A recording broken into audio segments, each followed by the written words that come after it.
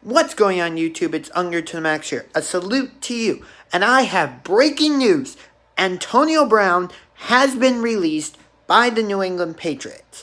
So, Antonio Brown has now been cut from not one, not two, but three teams.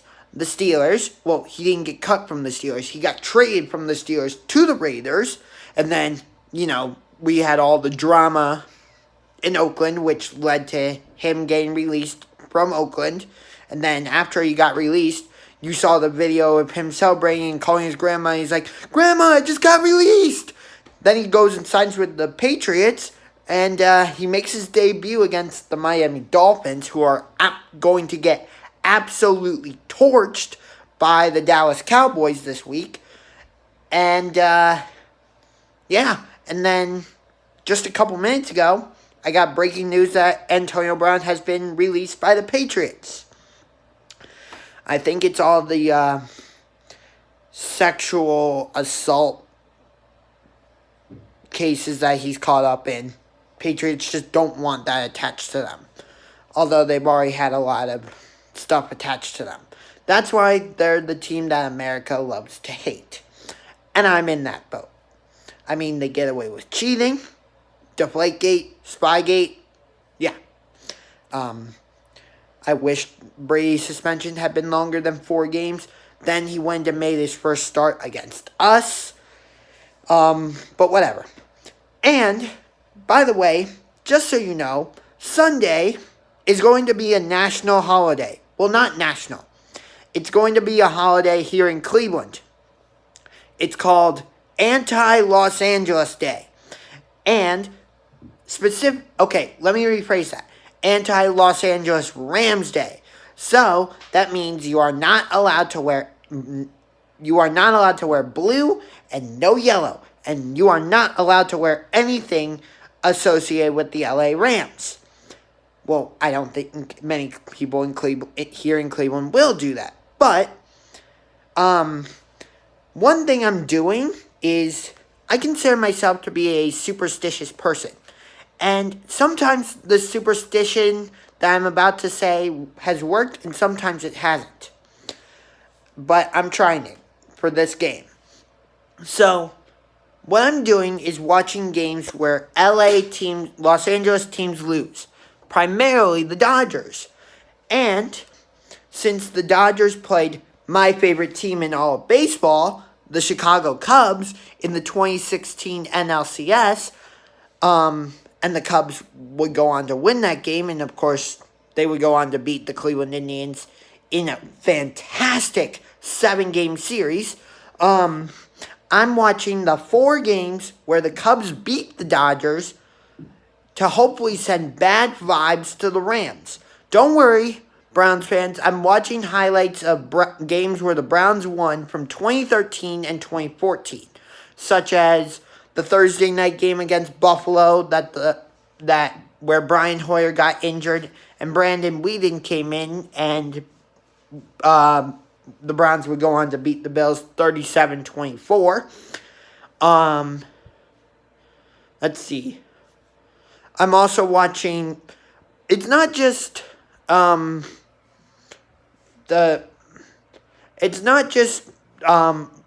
I am watching Dodgers games where the Dodgers lose, but not just with the Cubs. I've also watched games 2 and 3 of the 2013 NLDS and the 2018 NLDS. Actually, they were both 2013 was game 2 and 2018 was game 3. And both games were in Atlanta, and the Braves beat the Dodgers. Although the Dodgers would go on to win both series, but I'm hoping it still holds the same effect.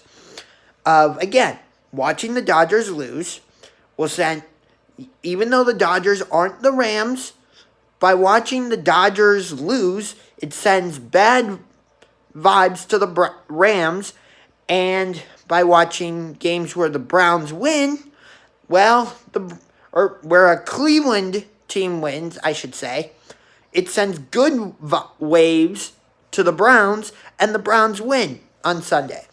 So I'm hoping it works, but I'm not sure it will. We are going to be without Christian Kirksey, Demarius Randall, and David Njoku. 3 huge pieces that the Browns will be missing on Sunday. Huge. I how should I phrase this? I'm excited that this game is on Sunday Night Football, but I hate that it's this week. Why? Because there's a game on at 1 o'clock Eastern Time on Sunday at Arrowhead Stadium, which is a rematch of one of the greatest games from last season. Maybe this game was the only game it was behind is Chiefs-Rams. Of course, I'm talking about Ravens at the Chiefs. This was the game that went into overtime. I think Mahomes threw the pass, the no-look pass, and it was great. I can't decide in fantasy who to start. Should I start Mahomes or should I start Lamar Jackson? It's in Kansas City. So I'm thinking Mahomes, but at the same time, I'm not sure I trust that Kansas City defense. So maybe I start Lamar, but I really don't know. Mahomes is projected to get two and a half more points. Mahomes is projected to get 22.5 points, and Lamar Jackson is projected to get 20 points. So I'm thinking I should start Mahomes, but maybe I'll change my mind and switch to Lamar. I mean, I have both guys on the roster, and I'm not trading either one. No way. I've had one guy message me saying, you should trade me one of those guys. Nope. And he's like, okay, have fun letting one quarterback sit and waste 20 to 30 points. I'm like, if I don't like the matchup for Mahomes, I'll play Lamar Jackson. You never know. But anyway, like I said, so Antonio Brown has been cut by the Patriots. So that makes their offense a little less scary. But overall, unfortunately, they're still the best team in the NFL. I hope we're not on a collision course for Cowboys against the Patriots in the Super Bowl. That is America's team against America's most hated team. Although, like I said, I don't believe the Dallas Cowboys are America's team. I think that title belongs to either the Green Bay Packers or the Pittsburgh Steelers. Also, I have some other news. I know I've been saying that there's a possibility that I might be going to Arizona in Week 15 to see the Browns play the Cardinals. Well, it's looking like that's not going to happen. And I did look into going to Pittsburgh for the Week 13 game when the Browns play the Steelers, but the ticket prices are just ridiculous. So I don't think that's going to happen either. But it's okay. What else? So like I said, I'm trying to watch games where LA teams lose and Cleveland teams win. This didn't work when the Blue Jackets were playing the Bruins. And it didn't work when Michigan was playing Ohio State, which I was only supporting Michigan for that game because I was with my sister who went to the University of Michigan. But I'm actually a Penn State fan. So, yeah. We are Penn State. But there's a big game this week. Notre Dame at Georgia. College Game Day is going to be there. I got to see a little bit of College Game Day live when they were in Columbus last season for Michigan against Ohio State. It was so cool. Dream come true. I've always wanted to see College Game Day live. I've DVR'd every episode so far, so I'm definitely going to watch them at some point. And I've DVR'd the first 2 games they've been at. 2 of the first 3, I should say. I recorded Oregon-Auburn and LSU-Texas. I didn't really want to watch Iowa against Iowa State, so I didn't record that game. I'm definitely going to record Notre Dame, Georgia. And I have no idea where they're going to go next week. I'm thinking, even though Nebraska is unranked, maybe they go to Lincoln and for Ohio State, Nebraska. But I don't know. Hopefully Nebraska wins that game because I do not like Ohio State. Yeah, but as a Penn State fan, would I consider Ohio State to be a rival? No. No, I wouldn't. I don't like them, and we've had some great games against them in the past, which we should have won the game against them last year if we had kept the ball in Trace McSorley's hands. But whatever. And I know it's from 3 years ago, but I will never forget the blocked field goal that we ran back for the touchdown in the whiteout. And what's interesting is when Ohio State is not a home opponent, the whiteout game is usually against Michigan. I wish I could go to the whiteout game, but that's not going to happen. So I'll just watch it at home. But whatever. So I'll be doing an actual anti-day video on Sunday, like I did for the Bears last year, which one of those videos was against the Rams, and it actually worked. So hopefully it works this year. It's going to be a tough game for the Browns. I'm not going to lie.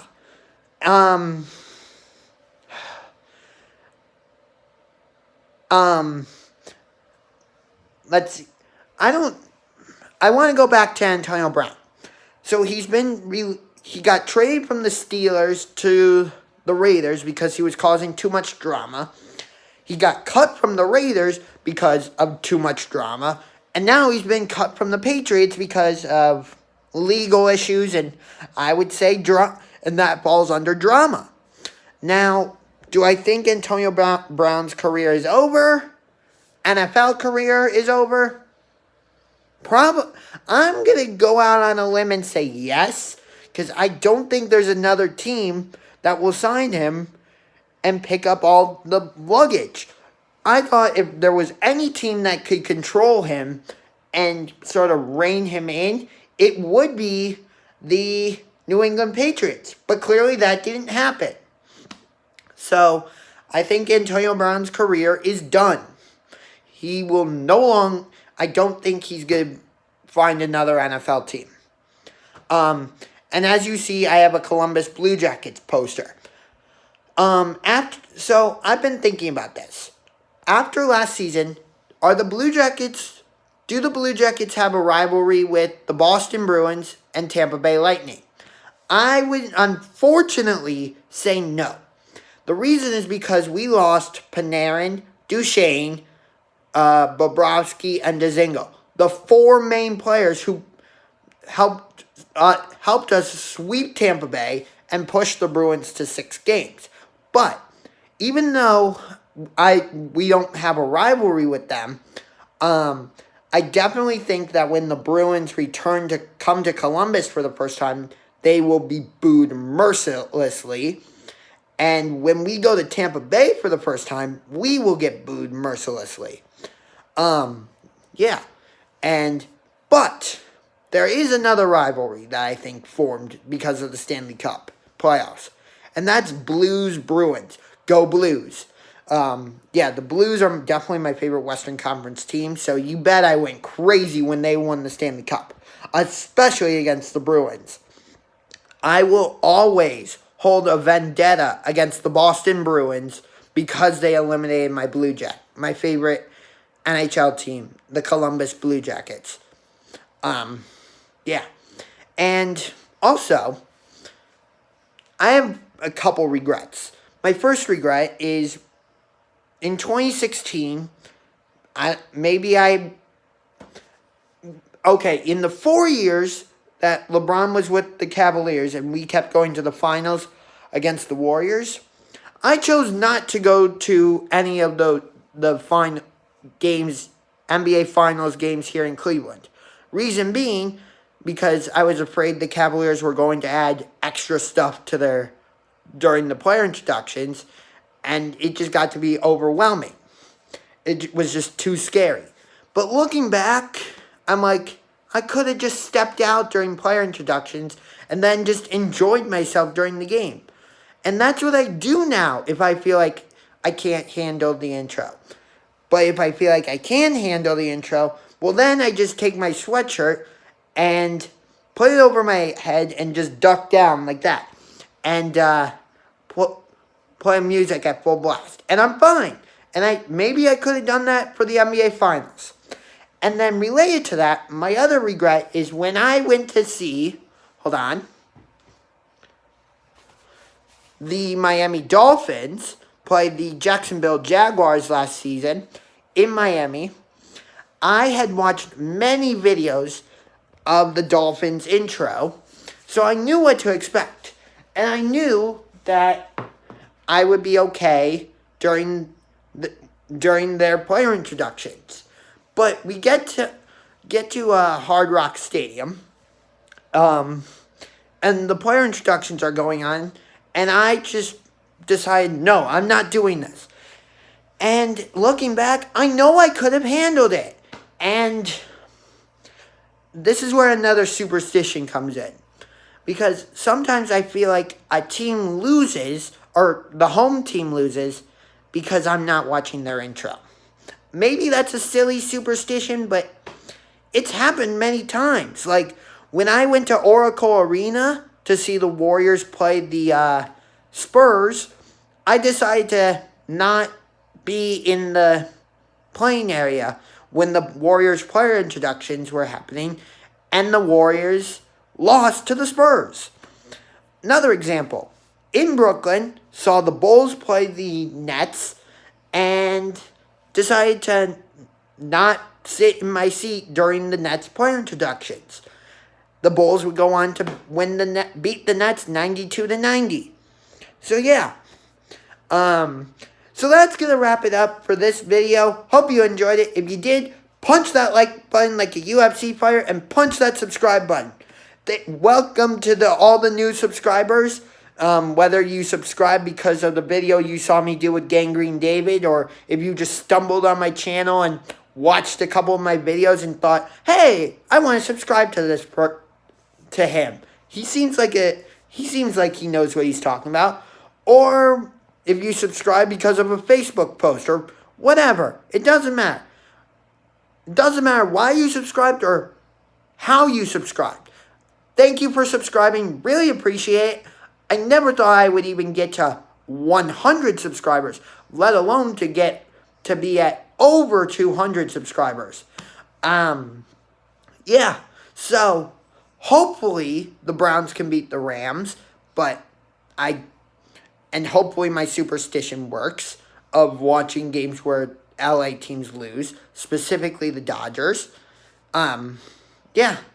So we'll see if that works. And, yeah. Also, hey, Dana White, bring the Octagon back to Cleveland. When Stipe Miocic won the UFC heavyweight belt for the first time at UFC 198, his first title defense was here in Cleveland at UFC 203 against Alistair Overeem.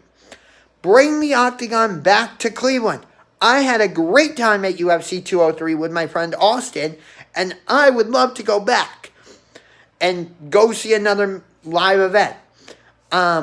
Also, why is UFC 244, okay, never mind.